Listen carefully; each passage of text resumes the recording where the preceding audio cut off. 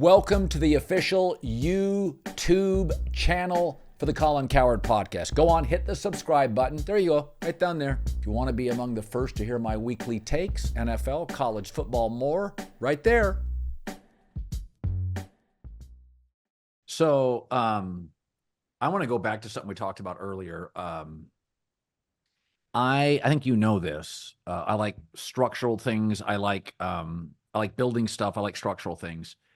I think it's an amazing time. I think something is happening in television, in media, in sports that's really, really fascinating. Is that because basically television now, the platform of television may be shrinking, but it's all sports. I've told you this before. If TikTok banned everything except cooking and culinary stuff on TikTok, yeah, and it lost 70% of its audience, it would be great for culinary because it would be the only thing on TikTok. You don't have to own a platform. If you're the only thing on the platform, it's powerful. And I think a lot of media critics say, oh, cable TV is losing its audience. The only thing that works on TV today, the only thing is sports, and every 4 years, politics. So television now is just, Fox has said on Fridays, we're doing sports. Well, weekends were sports. We're going to Fridays. In fact, if they had the Amazon Thursday games, I think Fox would say Thursday, Friday, Saturday, Sunday. We're a sports network.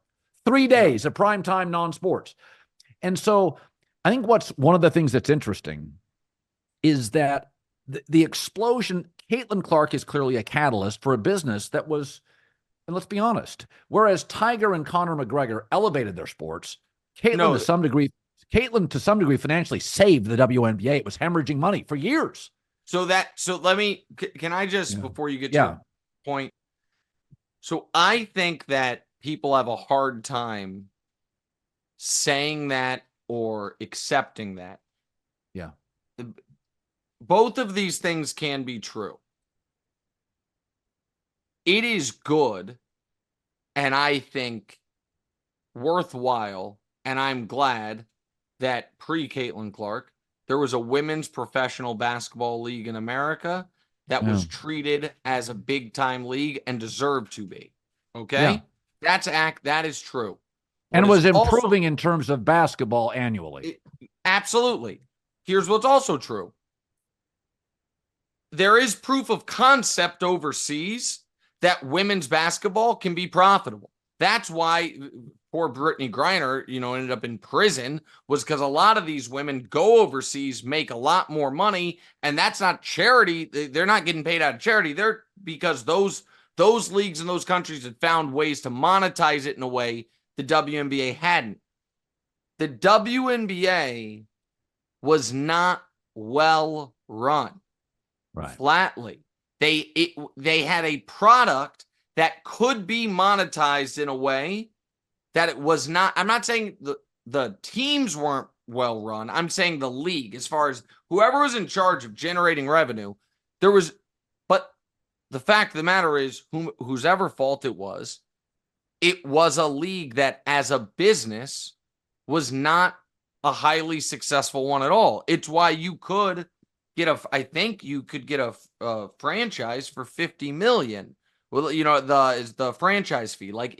So it can be true that it had the potential, as being proven right now, to potentially be a super valuable business, but was not being treated or run as such. And I think that was an oversight maybe by the upper echelon of leadership. And now with Caitlin, they have no choice but to adapt and evolve because there's going to be money pouring in because there's so many more eyeballs on it now. But as I was thinking about this, is that there's always been this gap. I tend to think of our shows, in terms of, like almost color coded, like Red Hot is Labor Day until February 23rd. Right. Yep. And then it cools down. It's an orange, a hue for NFL free agency. March Madness was pretty good. I thought that college basketball had a good year. Women helping with that. And then the draft, and that's like orange. And then it goes back to a little stronger orange for the NBA playoffs. Then it's blue. It's cool. Like we got 2 months of cool. And I will say that, every 4 years, World Cups, the Copas, Euros, those are very good for Fox. Those get good numbers. They're fascinating.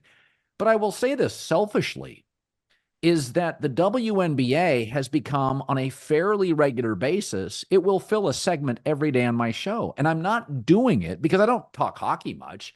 I'm not doing it as a reach. And I was thinking about this. How people get famous. Some people get famous on art. Mr. Rogers got famous on decency. Some people get famous or infamous on controversy, accidental or as a la provocateur. Mm-hmm. And that not only is Caitlin Clark a catalyst, but the racial component and the underdog being picked on is a component. And it's a little like golf, where a very insular country club, predominantly white, wealthy sport, had this profoundly popular, historically fantastic player. And that was part of the Tiger story. He was new on many levels. And I do think, and I'm not saying there is a racial component to the WNBA, but every business needs a catalyst, and every business, their explosion is different. Some it's controversy, some it's, and so I'll use go ahead. Yeah. Sorry. So I think the Caitlin and the physicality, I look at it and I think, hey, just look at the WNBA as an American business. It is an American business, and their catalyst is an underdog from middle America, and there's a racial component. That is a story 100 years old in America. It could be, there's a million businesses where that has been the case. Oh. The sports one that there's a little correlation is Tiger, although Tiger was profoundly dominant very early. Yeah. I don't, the only part of that is I think the media, some media is treating Caitlin as more of an underdog than she actually is. I don't view her right. as an underdog as much as I view her as just a rookie who is going through, rookie growing pains, ebbs and flows. But is a really good player. But is a really good player. You were talking about the way it doesn't. I'm going to use a maybe unfortunate example, but I'll use it. As far as it doesn't really matter why you get famous, it matters what you do with it. Yeah. And I think maybe the perfect example of that is Kim Kardashian. So Kim Kardashian was semi-famous, a little famous, and then became uber famous momentarily because of a sex tape, flatly. Yeah. And what did she do with it? Created a multi-billion-dollar business based off her skill, talent, and beauty, flatly. Yeah. She has one of the longest running hit television shows. She has, more, a clothing line or makeup line. I'm not all the way up to date on everything the Kardashians are doing, but she took that spark and turned it into a forest fire. And that is what I'm hoping the WNBA can do with this. You have Caitlin is the spark. The rivalry, which dates back to college with Angel Reese, is real gas on that spark. The at times absurd media attention is turning it into a real fire that at times the wrong things are being focused on, and to go back to our bad actors on the internet stuff, there's a lot of grossness surrounded with it. But even if it's just by accident, there are a lot more eyeballs on this league. Enough so, everyone in the sports world today was aware, oh man, Cameron Brink tore ACL yesterday. Yeah. Like, that sucks. Think about that. 2 years ago, there was not, if the third most famous WNBA rookie got hurt mid-season, it's not like one of the biggest things that happened in the sports world that day from an attention standpoint. People now care. And that sounded wrong. I know some people cared already. I get it. But now it's relevant. Now it has a relevance that it's a zeitgeist effect that it didn't before. it is a bigger tent there, or it's the same size tent and more people are crowding in. And some of those people are real assholes. And I kind of wish they would leave, but they're here too. And so I agree with you. It's how forever, because I love tennis. Yeah. I was hoping, like, man, can someone in the big three tennis become like controversial, or that where America cares? Because I would love to have some Nadal, Federer, Djokovic 7 years ago discussions, but my audience didn't care enough. So on the podcast, I do Nick's Tennis Corner during the majors, and that's it, because I respect what the audience wants. But Colin, I was on your TV show for 20 minutes on the Tuesday after the NBA Finals wrapped. And we spent as much time on Caitlin Clark and Angel Reese as we did on Game 5 of the Finals. And it was a smart programming decision, because people have takes and people are invested. And I also think, by the way, the other important thing, what was a bummer for golf was nobody was able to carry on from Tiger. There wasn't, there were, you know, right. like there wasn't it was purely Tiger dependent. And the people, like, it was like, oh, is it going to be Rory? Is it going to be this? It wasn't really anybody. With the WNBA, the hope is you have this you have all the stars are already there. And you have this rookie class. Next year, you're going to have Paige from UConn coming in. Paige, who was supposed to be Caitlin before Caitlin, as far as like transcendent star. And the young woman at USC, Juju, might be the best of everybody. Yeah, she's clever. And then you're not just relying on, you know, oh, this person's out for the year. Well, let's remember, guys, in a year. America likes football and basketball. We like our basketball. I mean, hell, I mean, we watch women's basketball in college. We like men's college basketball.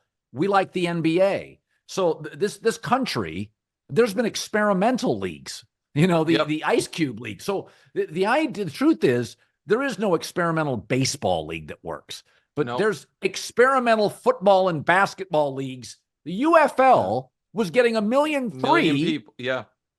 So like, this is, I think, basketball and football. If you really break down what America likes, Europe likes soccer. They just love it.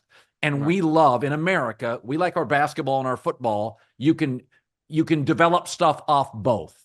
And I think, so I do think there's a very good chance that Caitlin will create, she is the catalyst, and we will start. Now, we may never have quite a Tiger, but Rory's not Tiger either. Either is DeChambeau or Brooks, but they're captivating. They move the needle. They're captivating. And there is a level of, there's a level of introduction. Yeah. The catalyst creates introduction, which is there are now going to be people who are like, oh man, Asia Wilson is awesome. I like her style. I like the way she plays. I think she's the best. That weren't watching before, didn't know, but now they're fans of hers because they came to the party because they're like, oh, I got to see what this Caitlin Clark thing's all about. And the other thing that I do think people that didn't watch the WNBA will like, James Jones made this point on your show, is because there's less flying, it's more physical, and there is also I'm just going to be totally honest, the added dynamic of like occasionally you get a game where it's like, oh, those two used to date and they broke up and they don't like each other. No, that did happen recently. Yeah. There is also the added element of real bad blood that the NBA there's a lot of the stuff people said they wanted from the NBA, physicality and not so much buddy. You're getting that from the WNBA. That's right. You are 100% getting it. And if you can, if you can get over the fact that if you don't have some preconceived bias of, oh, I don't want to watch women's sports, it's good. And the storylines are interesting. And Yeah. and there is everybody likes the nobody believed in us Yeah. teams, and everybody likes chip on your shoulder. Yeah. And in a league where everyone feels a little underpaid, Yeah. probably fairly, everyone feels a little disrespected because of the attention one rookie is getting. There's a lot of chip on your shoulder. There's a lot of Yeah. nobody believes in us, and it creates real captivating content, in my opinion. Nick, we went an hour 15. It was great.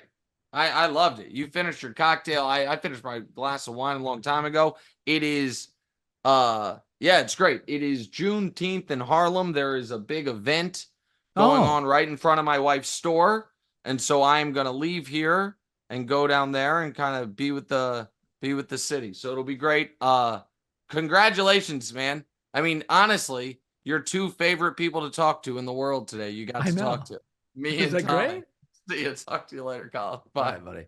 Bye.